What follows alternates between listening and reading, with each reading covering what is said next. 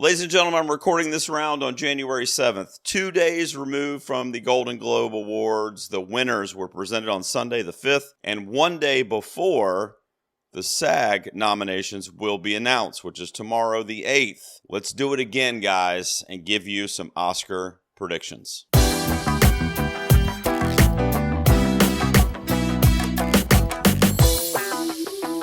Ladies and gentlemen, welcome back to the garage. Gerald here with you, of course, for another quick round of Oscars predictions. The interesting thing about this video that I want to point out before I show you my top of the line predictions and how they've changed since the Golden Globe Awards is I wanted to record it and release it specifically, intentionally before the SAG Award nominations tomorrow. So if you're watching this on like the 9th of January, which thank you if you are, I might sound like an idiot, or I'm going to sound like a genius hero. And that's why I like to do it, so that I'm not swayed too much one way or another by what another awards body does. I did the same thing on Friday of last week. I released a round of predictions prior to the Golden Globes being handed out, and man, that did not go well. So what do I think the Golden Globes mean for my predictions for the Academy Awards this year? Let's get into it, of course, starting with Best Picture. If you have not watched these videos before, there's a legend in the bottom of the screen for you that'll show you what my different icons mean, moved up, moved down, whatever. The Brutalist, speaking of not moving, has been my number one for quite a while now. In the early part of the season, it was Anora. Anora is my favorite movie of the year, of the ones that are going to be nominated most likely. But The Brutalist, I feel like, is about to ride a wave all the way to the Academy Award. Will that translate to acting? Will that translate to director, score, screenplay, etc.? It could. I'll talk a little bit about some of those categories on this video as well. Top of the line. I just think that The Brutalist is a Oscar Academy-friendly movie. And coming off of the win at the Globes, most likely receiving at a minimum nominations, if not wins, for the DGA and the PGA, which are upcoming. It's probably also going to do really well from a CCA standpoint when it comes to nominations. The Screen Actors Guild, I would imagine, is also going to give it some love. I don't know how successful in the win category it will be at SAG, but it will get mentioned. It will be on ballots. I think The Brutalist is, honestly, I'm not going to say sweeping, because like I said, I don't know about the SAG or CCA, because I think that might go for Anora as well. But I think The Brutalist is the path for that movie to win Best Picture got a lot more, or got a lot less bumpy after winning the Golden Globe and starting off award season with that televised win, arguably the second largest broadcasted award show behind the Academy Awards. Brady Corbet gave an amazing speech. We got to see his daughter crying on camera, holding the award on stage. It was all too much as a father, it really was. I'm not as high on The Brutalist as a lot of people in the critical community, and people that I know love it. I liked it. It's fine. But the craft of that film is, I think, what's going to take it to the award versus like the substance in the movie. No pun intended. Going down the list a little bit, Conclave, I left at number 2. Conclave won Best Adapted Screen, or actually it's just Best Screenplay at the Golden Globes, but it is an adapted screenplay, unlike its other nominees were all original. But it won the award for Best Screenplay at the Globes on Sunday. I've been saying this for a long time, that I'm factoring in a little bit of mathematics kind of into my equation for who's going to give The Brutalist the most run for its money. I still think it's Conclave, with Emilia Perez very, very close to being tied for second, essentially. It's like a 2A, 2B situation with those two movies. But I think it's one of those three. I feel horrible about Anora blanking at the Globes. You see, I have it dropped down all the way to 4th now. On the last video I did, I had it in 3rd. I just switched it with Emilia Perez for this video. Emilia Perez won at the Globes for musical or comedy, which was pretty much expected, although I did have my fingers crossed for a movie like Anora. It didn't happen. Anora winning nothing from a televised, like, grand scale perspective thus far is tough. and it blanking at the Globes when everybody's watching, all the Academy members who are getting their ballots this week for their nominations, is not good for Anora's prospects going forward.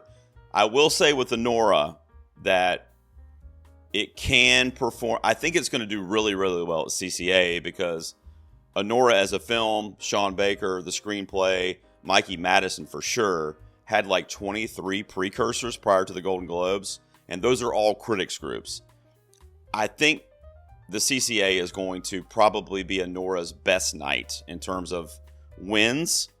I could be wrong, but I think the strength of the CCA, and if we get some like gold speeches like we got at the Globes from like Demi Moore, Brady Corbet, like I mentioned, if we get some of those memorable viral moments on stage, emotional moments for the cast of Anora, for Mikey, the reception around those people that may win,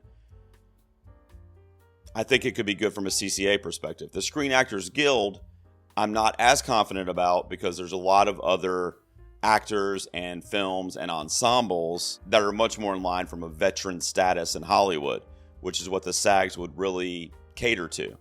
So I think Anora's best chance is the CCA, and then I don't see it happening at the PGA or the DGA, but they've got to start winning some stuff. That movie has got to start winning something. And I'm not just talking about the Critics Circles groups, which of course Mikey's been racking up there, but what has she won otherwise?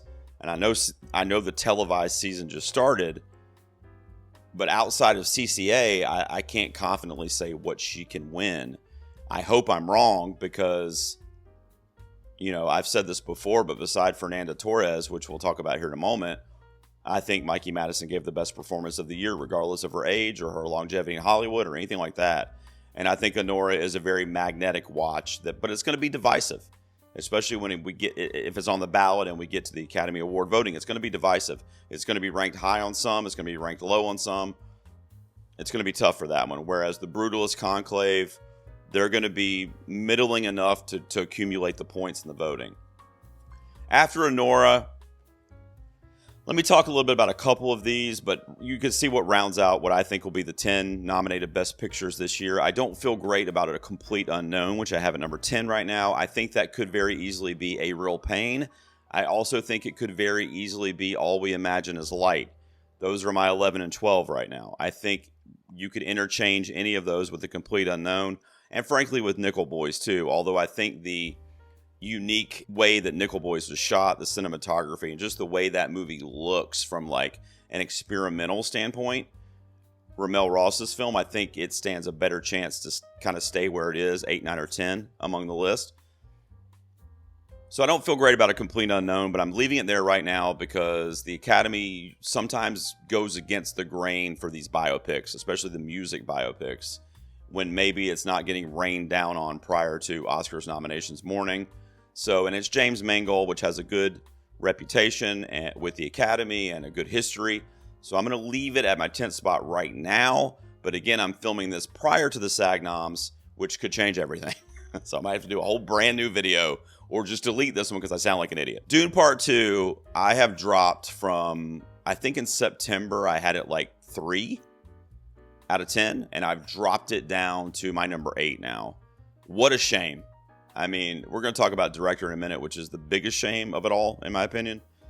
But I've dropped that one down. I think it's a pretty, I'm not going to say lock, but I think it's a pretty 98% chance that it's going to get nominated. So I'm leaving it there at my 8. With that being said, I moved up a couple spots, The Substance, and I moved up, I think, 1 spot, Sing Sing here.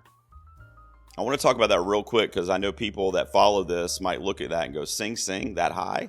Some people don't even have it making it now, which is crazy to think because it was a front runner back in September. I think Sing Sing absolutely needs the SAG ensemble. A nomination, yes, but it needs to win that award, and it can.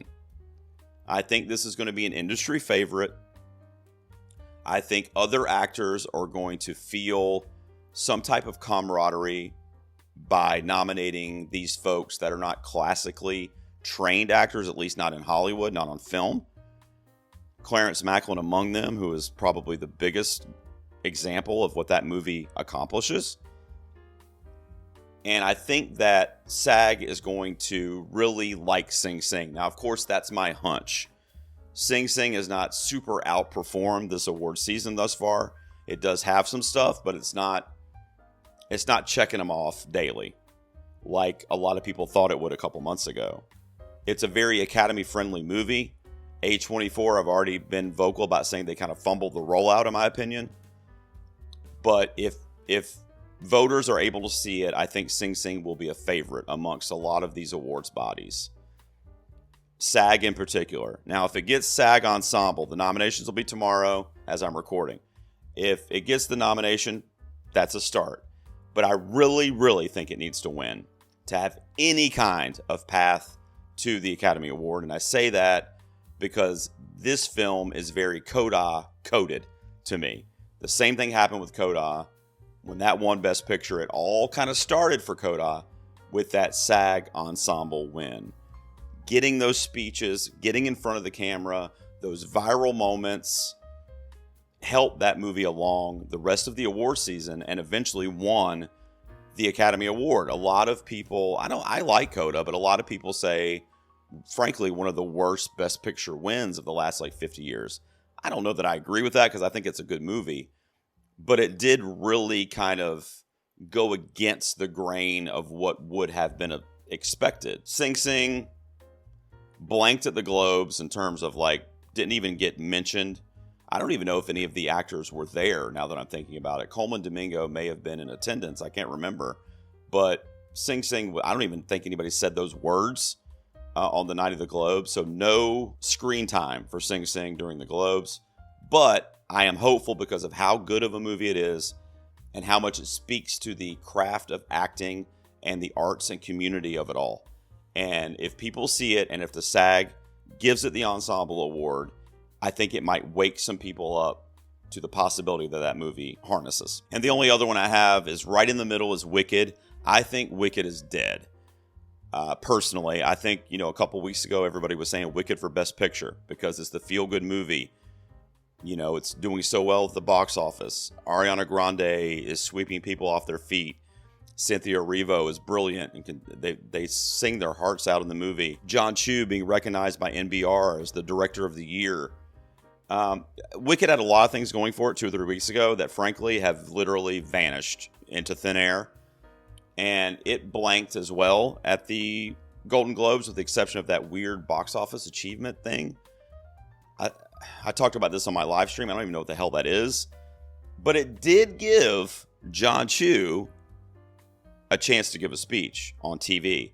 And it did give the cast a chance to be on TV, to have that screen time that a movie like Anora and a movie like Sing Sing did not have. And then the other movie on here is The Substance, which I moved up a spot. So now I've got it at number 7. That could keep climbing. I can't believe the critical community and the awards community love this gross body horror film as much as they do.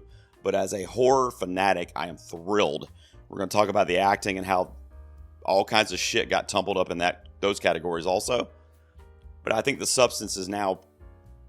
I'm comfortable saying it's getting nominated for Best Picture. I don't think it stands a chance to win. But for a horror movie of that nature, really any horror movie, to get nominated for Best Picture at the Academy Awards is a huge deal. I'm working on a video right now that I'm going to put out for you guys probably next week of what if the Oscars only nominated horror genre performances in movies. And I'm going to give you that. And you'll see how many of those movies are award worthy in performances, but the Academy's never going to touch them. You'll see those title cards and you'll go, yeah, he's right, but no shot in hell that's getting nominated. And 2-3 months ago, you would have said that about The Substance. I was saying that. I was telling you guys that it was in my near misses forever because I didn't want to get burned by thinking the Academy was going to award something in the horror genre.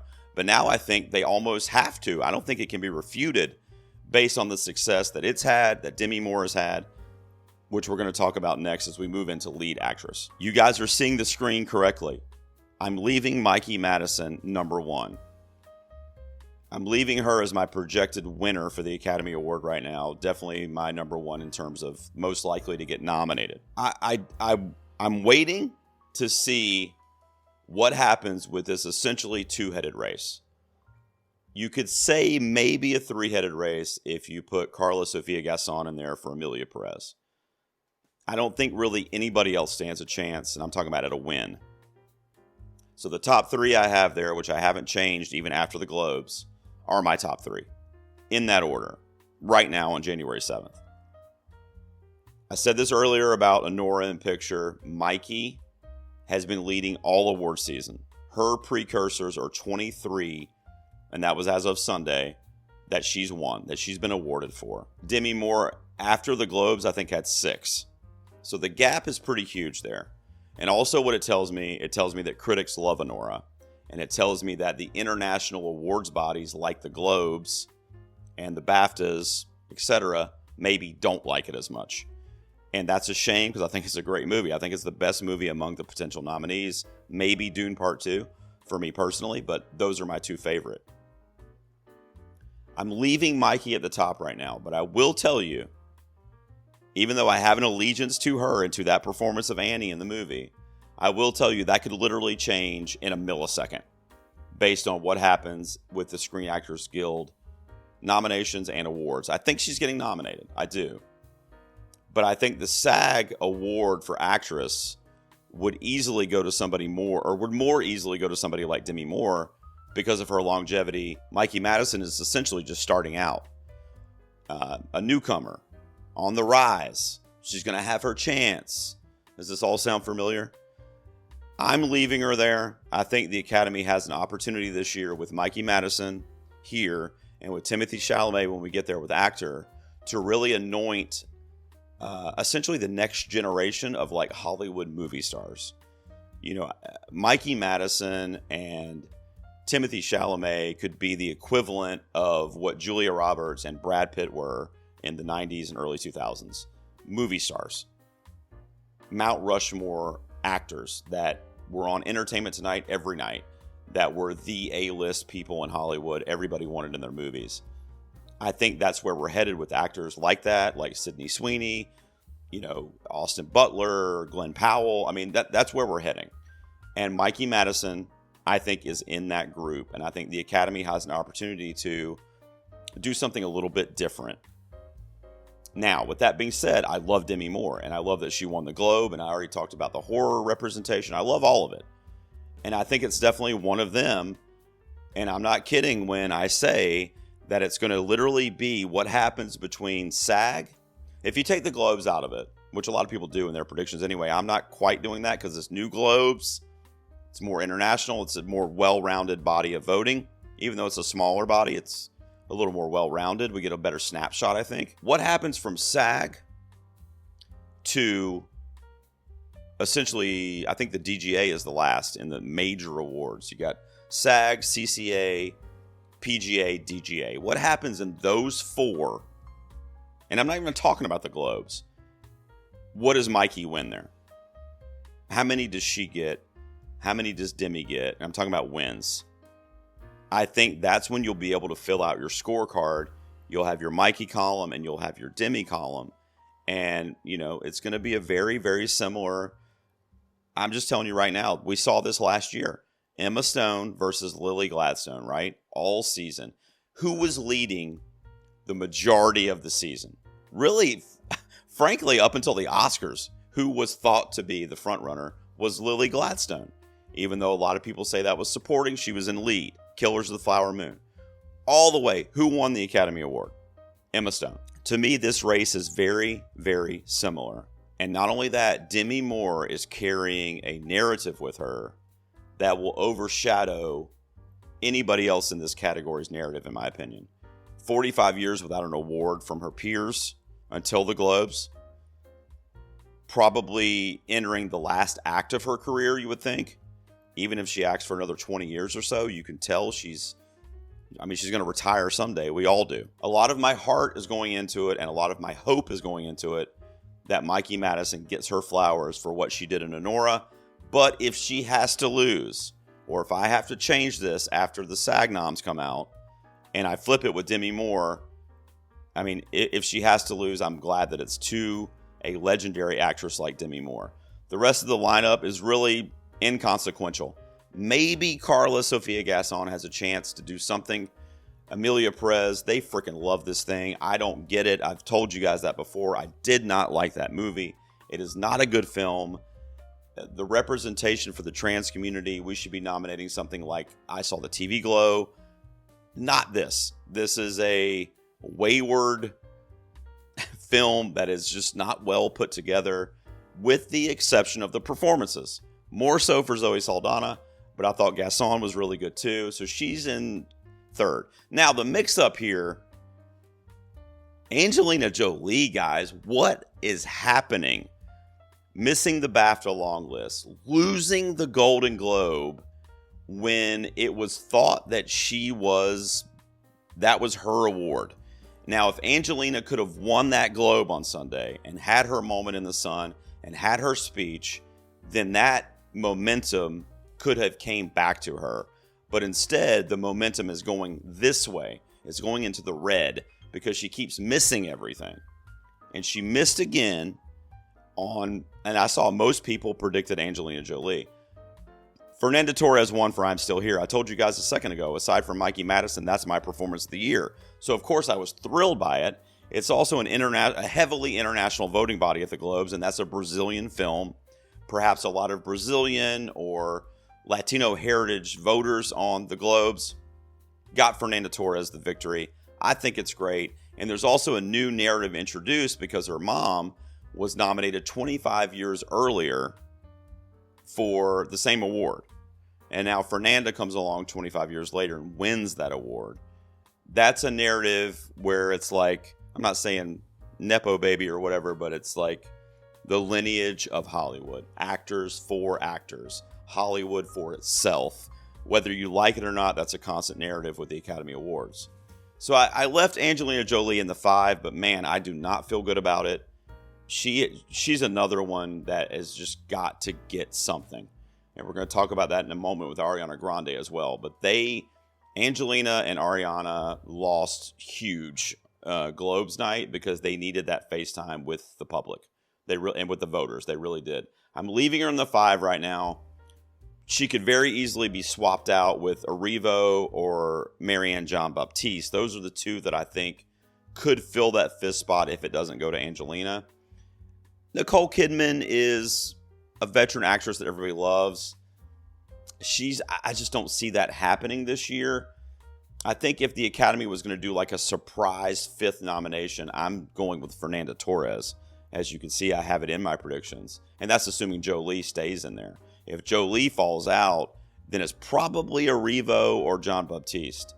Jean-Baptiste has been missing too. Frankly, a lot more than she should. That's a tremendous performance. And then rounding out is Amy Adams and Kate Winslet, which it's just because I have to put 10 names on here. I don't think either one of them.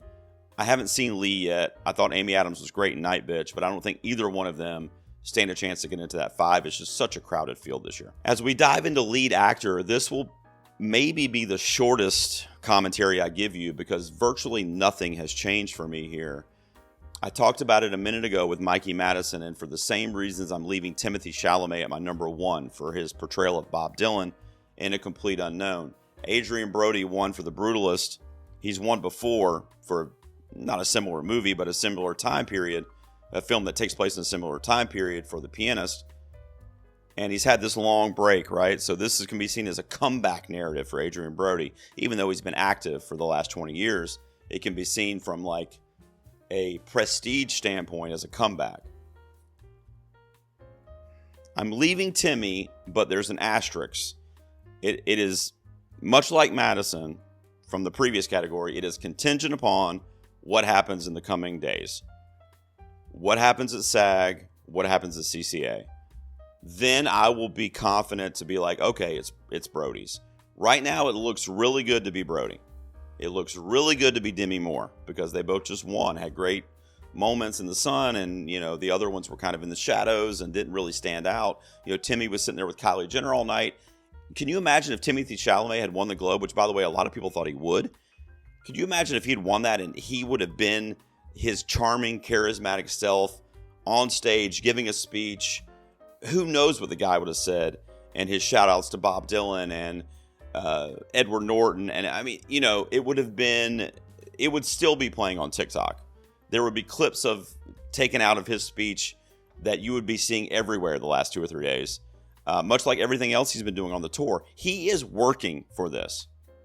Yes, he's working to get the nomination, which I think is pretty solidified at this point, but he's working for that win. And I think he deserves it. I really do. Everybody, critically or whatever, is Adrian Brody. Adrian Brody was great in The Brutalist. Who's going to say he wasn't? He was amazing in The Brutalist. But what Timmy did for 7 years to prepare for a role of not only portraying, but harnessing not just a real-life dude, an icon, an enigmatic icon, and Bob Dylan, no less. And I haven't heard one person that I know that does Rotten Tomatoes, that's on YouTube, that I talk to at work. Not one person has told me they did not like his performance in A Complete Unknown. Everybody I talk to, regardless of their overall thoughts maybe on the film, loved Timmy in A Complete Unknown. He learned how to play harmonica, guitar. Obviously, he had to learn how to perform, sing, talk like Bob Dylan. It's not an easy thing to do. The guy's a mysterious figure. And he did that. Now, what Adrian Brody did was phenomenal as well. But at the same time, you have to realize that's a fictional character that he played in The Brutalist. And it was an energy that he was harnessing, and I loved it. But for my money, if you take all the narratives away, right, and you're looking at performance versus performance, and the preparation for that performance, for me, it's Timothée Chalamet. Now, from a prediction standpoint, maybe 1 or 2 times out of 10 that matters. When you actually go, oh, okay, the best performance won. And I'm talking about from an opinion, of course, it's subjective. So, do I think Brody can win this? Absolutely. Am I going to jump ship and dive into the river because he won the Golden Globes and throw Timmy out to the fishes? No, I'm not. Same thing with Mikey Madison. Now, am I dumb? And is it actually Brody's award? And is it actually Moore's award? And they're going from now all the way to March as the winner of the Academy Award? Maybe. But I need a little more meat on that bone before I kind of switch my top spots there. Ray Fine, Coleman Domingo, Daniel Craig. Bam. My top 5 hasn't changed. And my number 6 as well, which is Sebastian Stan. It says here a different man. It could really be either. I think if he was going to get into the 5, Sebastian Stan, it would probably more so be with The Apprentice. Because A Different Man is such a weird fucking watch for the Academy. But then again, so's The Substance. I mean, it's frankly a lot more weirder than A Different Man. So I think if that gets nominated, then he could get nominated for A Different Man. Queer is also a really strange watch, especially like the second half of that movie. Fucking, it lost me. I liked it, but I liked the first half much more when they were in Mexico. And when it becomes this kind of weird, surrealistic, like journey in the woods, I don't know, it kind of lost me a little bit. It was a little dreamlike, and it fit with the Burroughs kind of source material, and I get that. And Luca's a great director, and I thought it was a good movie. But, we're talking about Daniel Craig here, who's a beloved actor, and, he wants to get his flowers too, and I'm sure they want to give him his flowers too. Sebastian Stan had a fucking great year. So if he can get into that 5th spot for either of those movies, it's like, yeah, great performance, he's nominated, but it's also for a year that just encompassed an amazing body of work, similar to like Nicholas Hoult, and frankly, similar to Timothée Chalamet, if you think about Dune Part 2 as well. I think right now Daniel Craig's still that 5th spot, but Sebastian Stan winning the other night, he had a great speech. There's a little bit of sympathy for him because of what happened with the Actors on Actors, and he was kind of, put over at the losers table in the cafeteria. Nobody wanted to talk to him because he portrayed Trump in a movie, and it's not even a pro-Trump film. So I never understood that, and I don't think that's how the left side, or the left community, the liberal community, which I include myself in, I don't think that's how we need to respond to these, types of adversity in the political climate. We need to talk to each other. And we've always said that. So I feel bad for Stan in that respect as well. And maybe some of the Academy voters will also. I left Eisenberg and Powell down at the bottom. Again, I don't think there's a shot in hell to get into the top 5. Hugh Grant, I would have been willing to entertain the idea of him being into the top 5 for nominees if he had won the Globe. If he had won the Globe, another one like Timmy, whose speech would have been viral for weeks because he would have said the funniest shit. He would have been so charming. Who knows what this guy would have done on stage if he'd gotten up there. And people generally love his charisma in interviews, etc. And definitely when it's, off the cuff, which he tends to do. I'm sure he didn't have anything written down, but he didn't win. So even though it's a great Hugh Grant sleazebag performance in Heretic, I think he needed the Globe to have any shot to get past like Daniel Craig or Sebastian Stan, and he didn't get it. So that's where I'm sitting right now. I'm leaving Timmy there. Hit me with it in the comments. How dumb am I? Timmy, I love you. Supporting actress, I had to flip. This is one where the Globes did sway me because I had Ariana Grande on my last video, if you watched that, as the number 1 most likely to get nominated and ultimately be the winner. I changed it. The Globes changed my mind in this case because now the path for Ariana is virtually non-existent. And the reason I say that is, of course, a hunch and a feeling. But the reason I have that feeling is because SAG is going to go to Saldana. Screen Actors. She's been in movies, 25, 30 years? Not only has she been in movies, she's been in billion-dollar industry films that have literally kept the box office afloat, have literally kept movies from going under. She's in it. Whether you're talking about Avatar, MCU, whatever, she's in it.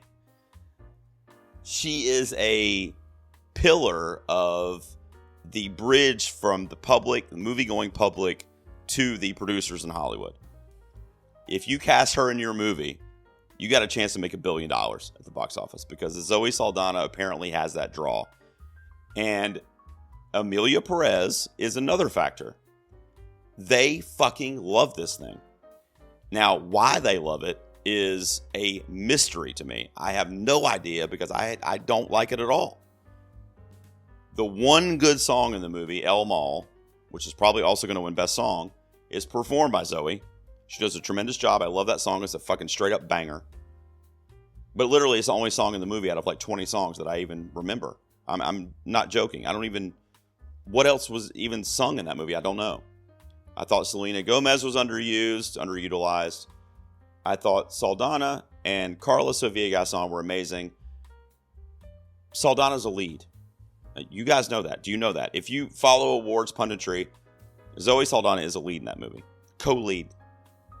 At minimum, co-lead. But I think she's the lead in that film. She has more screen time than the titular character. Whatever. The category fraud of it aside, because she won the Globe and was in literal tears, shaking, I cried. I wasn't even pulling for her and I cried. Gave an emotional speech. I was going to say performance, which is also true, but gave an emotional speech. And they love Emilia Perez. Of all the things, Emilia Perez is like a shoe-in to win, which it could be a lot more. I mentioned song already. I think that's also a shoe-in, actually. But aside from that, Zoe Saldana, in my opinion now, is going to coast to the Academy Award. I think we're looking at a sweep now. Ariana Grande not winning the Globe and not getting that screen time that I've been talking about in an effort to not necessarily reverse the Zoe narrative, but to catch up to her in the track meet, the opportunity is gone now because she's not going to get it at SAG. And if the precursors in the critic circles are any indication, she's not going to get it at CCA either. So where's her path? Now, I think she's definitely getting nominated. I still have her at number 2. But frankly, rest in peace. I love her. And she was my prediction until today. Well, until the Globes. I mean, she was my prediction to win because of her performance, her kind of popularity, no pun intended, in American society, and another young, up-and-coming, new wave, new generation actress like I talked about with Mikey and with Timmy. But I don't think Saldana can be beaten now. I really, really don't. I don't see a scenario where she's upset at any of these other major precursors. And even if she was, I don't think it would be Ari. I think it would be somebody like Quali or Felicity Jones for The Brutalist, which I frankly don't even agree with it as being in the conversation for a nomination. Not because she was bad, but she's barely in it, similar to Isabella Rossellini. So now you've got two performances in the top 5, or at least I'm predicting to be, that are barely in their respective films. They're good in them. But look at some of these others that are missing.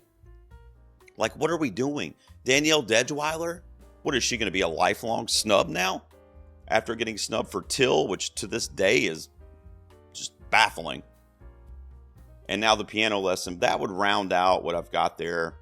None of those really, with the exception of Ellis Taylor, I don't think any of those other ones, frankly, stand a chance. Margaret Qualley is rising. You can see the green arrow there. She wasn't even in my top 5 when I did my video just 4 days ago. Now she is, because of the love for the substance and because people are seeing her on camera. She presented with Demi Moore. Demi Moore shouted her out in her speech. People are like, oh, that's Margaret Qualley. I know her. Once Upon a Time in Hollywood or whatever. And she is really good in the substance. So I've got her in there, which actually is why Deadwyler is now no longer in the 5, because unfortunately she's getting left in the dust again. But there's some performances that are better and more substantial to their projects than ones like Felicity Jones or like Isabella Rossellini. But I don't think it matters. I think the narrative and the lineage and the respect that Hollywood has for these names are going to get them into the 5. Right now, that's my top 5. But I got to be honest with you, I don't think any of the names on... This is literally now, in my opinion, the most runaway category. Zoe Saldana will sweep. I mean, to me, she's going to be like Divine Joy Randolph for the holdovers. She's sweeping. She's winning everything going forward, in my opinion. I don't think you will see Zoe Saldana lose another major award the rest of the year, including the Academy Award. That's where I'm at for supporting actress. All right, we only got a couple more. God, these go so long, and I barely changed anything. Speaking of barely changing anything, when we're looking at supporting actor, you guys are looking at Clarence Macklin up there, and you're going, what? He didn't even get nominated for a Globe. Made the long list, which is great. Kieran Culkin, a lot of people are going to say that he's also going to be a sweeper. Much like I said with Zoe, you're probably going, why aren't you doing that with Kieran Culkin? The same reason I said about the movie for Sing Sing, having a path, is the same reason I think Clarence Macklin has a path. I think the narrative of him overcoming the odds in his real life to be in this Hollywood production. He's not an actor by trade, right? I've said it before, but it kind of is very similar to me. It reminds me a little bit of Nomadland. There were actual nomads in that film portraying essentially themselves.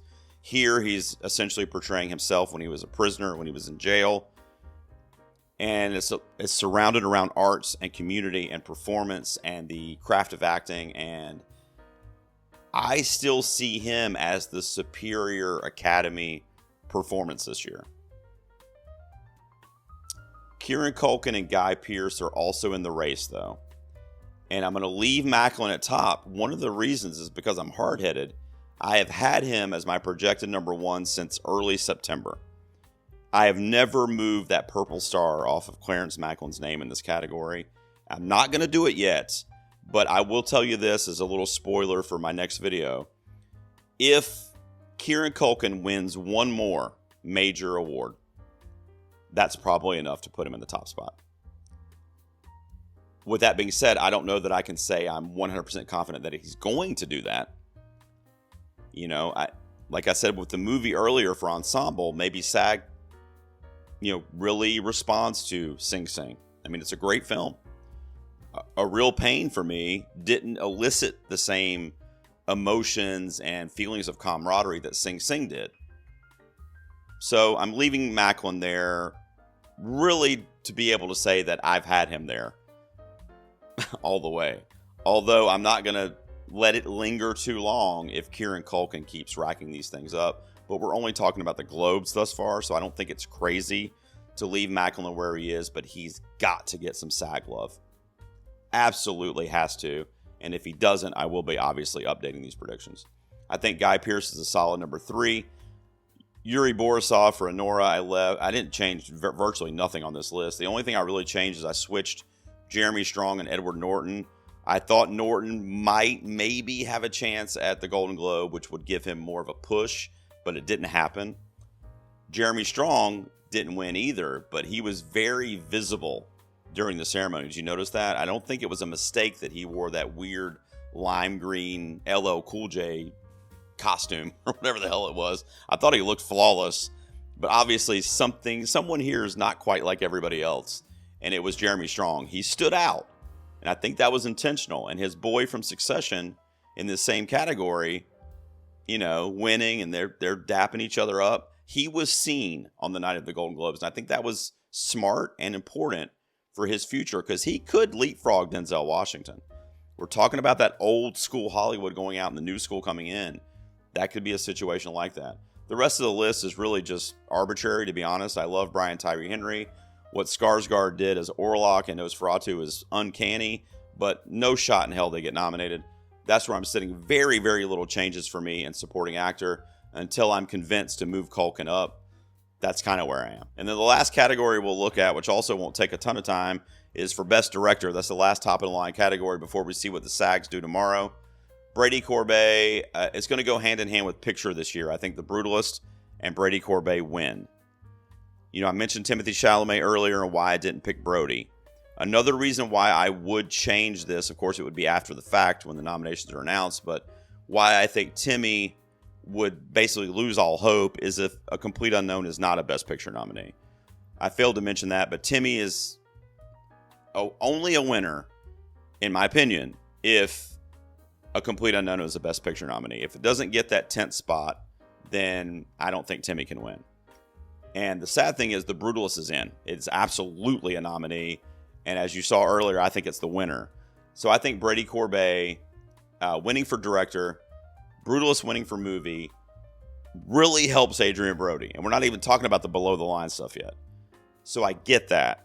I'm waiting to see what happens with the upcoming awards shows.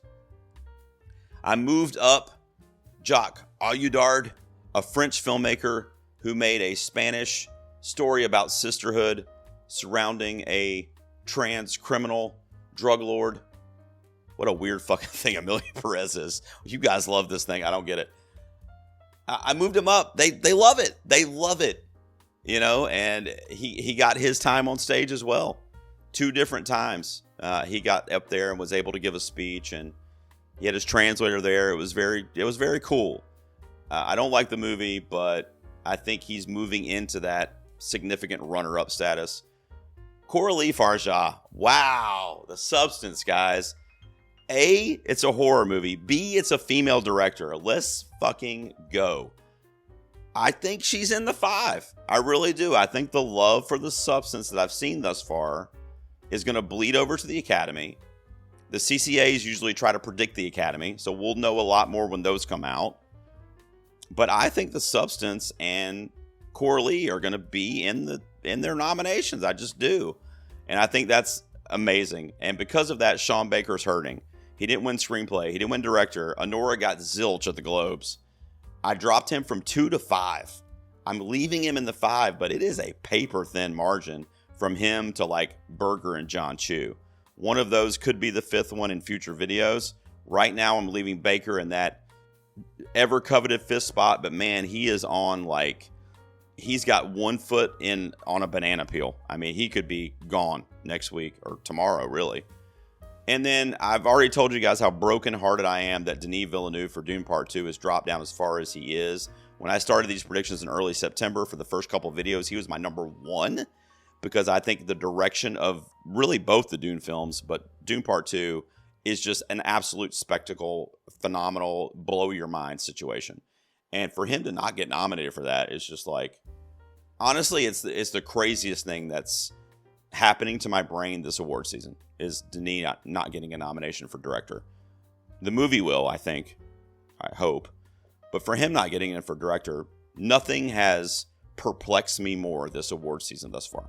And then rounding it out would be Kapadia for All We Imagine Is Light and James Mangold for Complete Unknown. I don't think anybody else is illustrious enough thus far in award season to go into the top 10 over those two. But I also, unfortunately, don't think those two stand a chance to get into the 5. Because even if Baker doesn't make it, I think you're looking at Berger, Chu, or Villeneuve first would get that 5th spot. They love Berger. Remember the All Quiet on the Western Front love. Remember we have the BAFTAs coming up. Conclave is a middling movie that a lot of people like it. Nobody really hates it. And I've said that before. And that goes into a lot of my mentality for ranking Conclave where I am. I think it's going to get a lot of those mid-tier, it's fine votes. No, it's not a super divisive film. Most people like it. Sure, some love it. But most people like Conclave. I haven't heard anybody go, man, that was a piece of shit.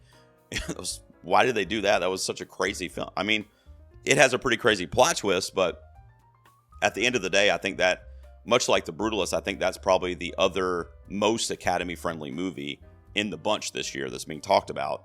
It's The Brutalist and then Conclave, frankly.